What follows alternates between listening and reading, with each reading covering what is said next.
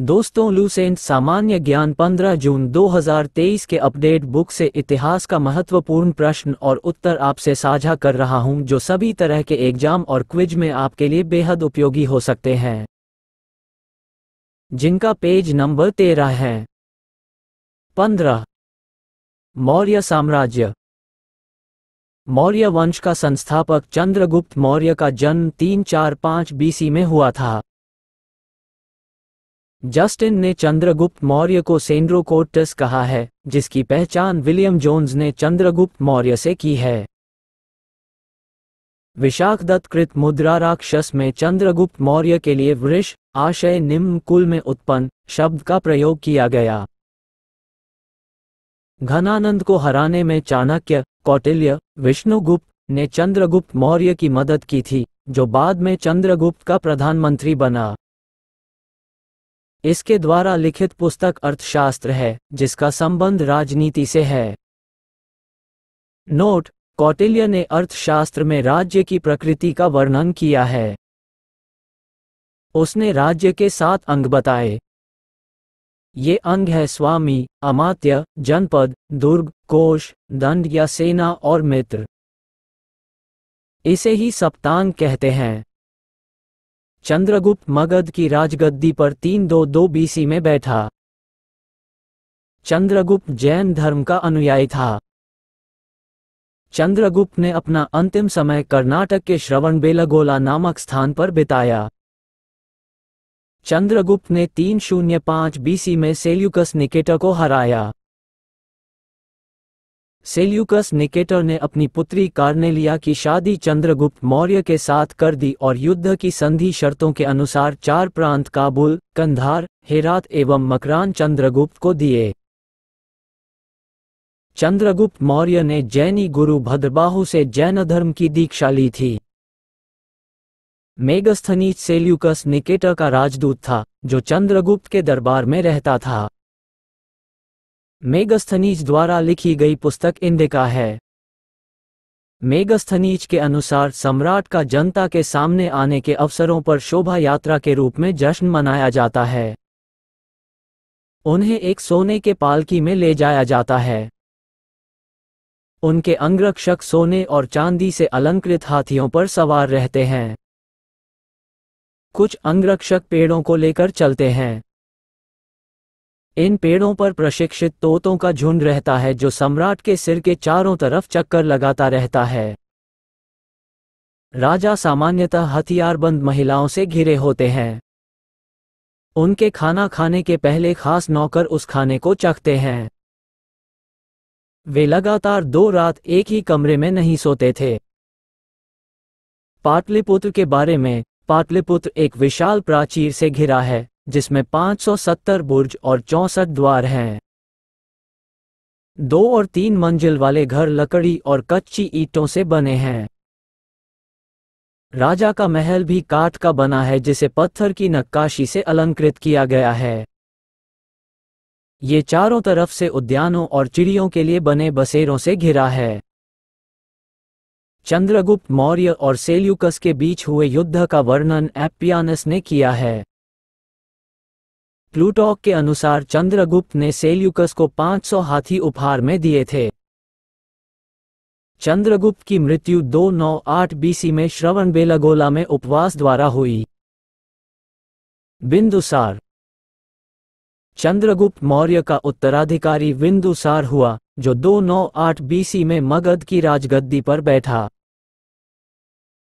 इसे अमित्रघात के नाम से जाना जाता है।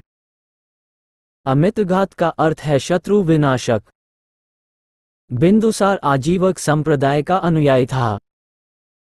नोट: आजीवक संप्रदाय की स्थापना मखलिपुत्र गोसाल ने की थी। वायुपुराण में बिंदुसार को भद्रसार या वारिसार कहा गया है।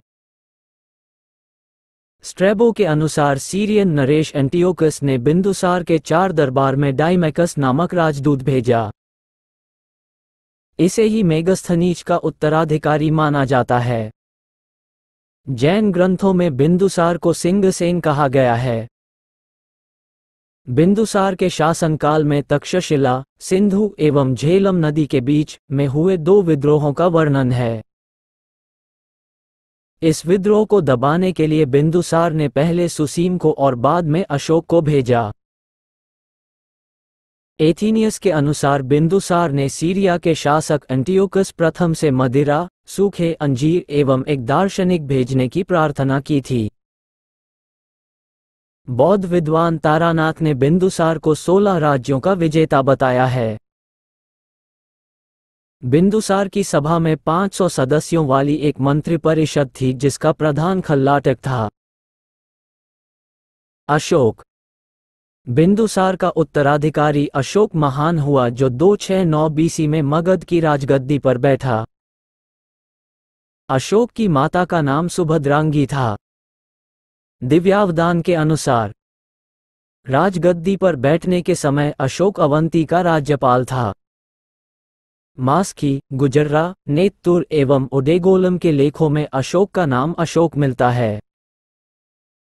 अशोक का इतिहास हमें मुख्यतः उसके अभिलेखों से ही ज्ञात होता है। इसके अभिलेखों को निम्नलिखित वर्गों में विभाजित किया जा सकता है। 1. शिलालेख 2. स्तंभलेख 3. गुहालेख। Note: DR. भंडाकर जैसे इतिहासकार ने अभिलेखों के आधार पर ही अशोक का इतिहास लिखने का प्रयास किया है।